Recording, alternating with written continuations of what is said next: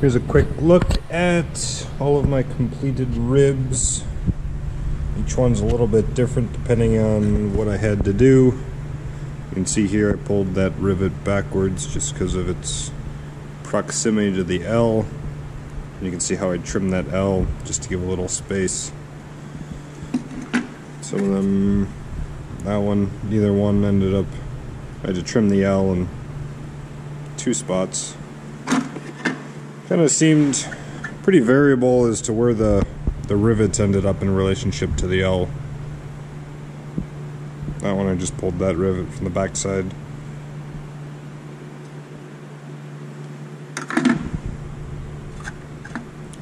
Just another look at, yeah, just close proximity to the L. But not too bad. So next step is to add all of these into the skin. So that's what I'll do now.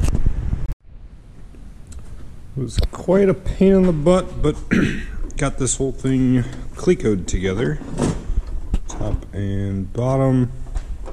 To double check the plans wasn't readily apparent, but side profile, so that bend in there, that flap, it almost looks like this clecos to the flap as you get going, but you just gotta force it more than you would think, and that's the way she goes. So you got a line of rivets straight down there, line of rivets straight down there.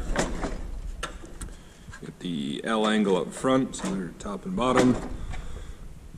And then it was quite the pain trying to get the holes lined up for the ribs, especially this middle one can kind of walk side to side. It's hard to get them aligned with it being in the middle. I couldn't push it one way or the other.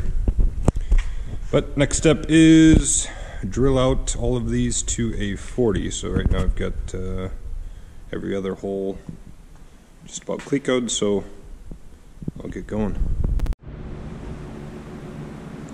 Got everything drilled out to a number 30 A4 rivet. Once you get just about every cleco in, or every other cleco rather, kind of takes the shape it's supposed to. Wasn't 100% certain it was going to come in, but once you get them all in there, it works. It's a couple dimples here and there.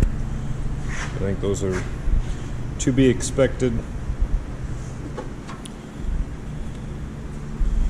There's a cap that'll go here, so I didn't drill those. And then these ones on the bottom side into the L angle, I left those as a size 40. That way the cap, when the cap goes in there, I can drill those out all at once. But other than that, it's a pretty tight fit all the way around, which was surprising. Didn't have to, and I was able to fold it over myself, didn't need a second set of hands or anything. Quick look in on this side. It's pretty dark in there, but you can see a little bit. But follows the curve very nicely. Once I get the rivet in here, that'll pull that down.